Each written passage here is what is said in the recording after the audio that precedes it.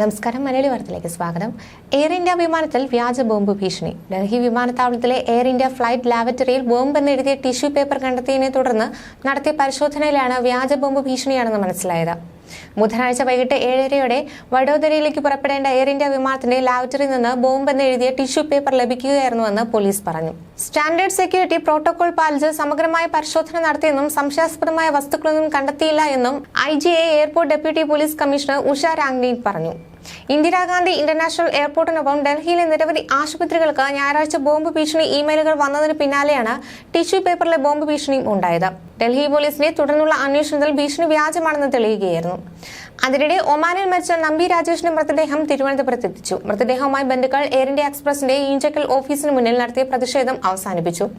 സംസ്കാരത്തിന് ശേഷം അധികൃതരുമായി ചർച്ച നടത്താമെന്ന ധാരണയിലാണ് പ്രതിഷേധം അവസാനിപ്പിച്ചത്. രാജേഷിന്റെ ഭാര്യ പിതാവ് ഓഫീസിനുള്ളിൽ ഇരുന്നായിരുന്നു പ്രതിഷേധം നടത്തിയത്. പോലീസ് അടക്കം സ്ഥലത്തെത്തിയിരുന്നു. നീതി കിട്ടണമെന്നായിരുന്നു ബന്ധുക്കൾ ആവശ്യപ്പെട്ടത്. എന്നാൽ എയർ ഇന്ത്യ ജീവനക്കാരും ഇവരോട് സംസാരിക്കാൻ തയ്യാറായില്ല എന്നായിരുന്നു ആദ്യ റിപ്പോർട്ടുകൾ. അല്പസമയത്തിനകം രാജേഷിന്റെ മൃതദേഹം കരമനയിലെ വീട്ടിലേക്ക് കൊണ്ടുപോകും. സംസ്കാരം ഉച്ചയുടെ ശാന്തി കവാടത്തിൽ നടക്കും. എയർ ഇന്ത്യ എക്സ്പ്രസ് ജീവനക്കാരുടെ സമരം മൂലം ഭാര്യ അമൃതയ്ക്ക് രാജേഷിന്റെ അടുത്തേക്ക് പോകാൻ സാധിച്ചിരുന്നില്ല. മസ്കറ്റിൽ IT മാനേജറായി ജോലി ചെയ്തു വരികയായിരുന്നു നമ്പി രാജേഷ്. ഈ മാസം 7-ാം തീയതിയാണ് രാജേഷിനെ ഹൃദയാഘാതം മൂലം ഒമാനിലെ ആശുപത്രിയിൽ പ്രവേശിപ്പിച്ചത്. ഭാര്യയെ കാണണമെന്ന് അന്ന് തന്നെ ആഗ്രഹം പറഞ്ഞിരുന്നു. ഭർത്താവിനടുത്തേക്ക് പോകാനായി അമൃത 8-ാം തീയതി എയർ ഇന്ത്യ എക്സ്പ്രസ് വിമാനത്തിൽ ടിക്കറ്റ് എടുത്തിരുന്നു. എന്നാൽ മുന്നറിയിപ്പില്ലാതെ വിമാന സർവീസുകൾ റദ്ദാക്കപ്പെട്ടതോടെ ഒമാനിൽ ഗുരുതരാവസ്ഥയിൽ ICUവിലായിരുന്ന ഭർത്താവിനെ കാണാൻ പോകാൻ അമൃതയ്ക്ക് കഴിഞ്ഞിരുന്നില്ല. എയർ ഇന്ത്യ എക്സ്പ്രസ് ജീവനക്കാർ മുന്നറിയിപ്പില്ലാതെ പണിമുടക്കിയതിനെ തുടർന്ന് ഇക്കഴിഞ്ഞ ബുധനാഴ്ച നിരവധി യാത്രക്കാർ പ്രതിസന്ധിയിലാവുകയായിരുന്നു. ഇവരുടെ കൂട്ടത്തിൽ നിന്ന് അമൃത തന്റെ അവസ്ഥയെക്കുറിച്ച് പ്രതികരിക്കുന്ന വീഡിയോ പുറത്തു വന്നിരുന്നു. എങ്ങനെയും പോയേ പറ്റൂ എന്നാണ് അന്ന് നിസ്സഹായതയോടെ അമൃത പ്രതികരിച്ചത്. എന്നാൽ അവസാനമായി അമൃതയ്ക്ക് ഭർത്താവിനെ കാണാൻ സാധിച്ചില്ല എന്നതാണ് ഏവരെയും വേദനിപ്പിക്കുന്നത്. വിമാനത്താവളത്തിൽ നിന്ന് കമ്പനി പ്രതിനിധികളോട് ഒരുപാട് കെഞ്ചിയെന്നാണ് അമൃതയുടെ അമ്മ പറയുന്നത്. എന്നിട്ടും ആരും സഹായിക്കാൻ തയ്യാറായില്ല.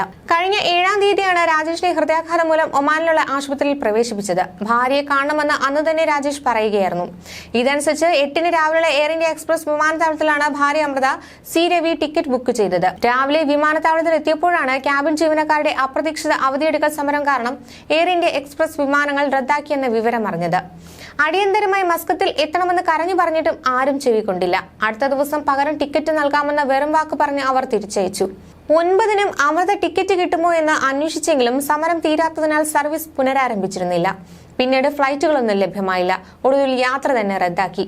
തിങ്കളാഴ്ചയോടെയാണ് രാജേഷ് മരണത്തിന് കീഴടങ്ങിയത്. ന്യൂസ് ഡെസ്ക് മലയാളി വാർത്ത.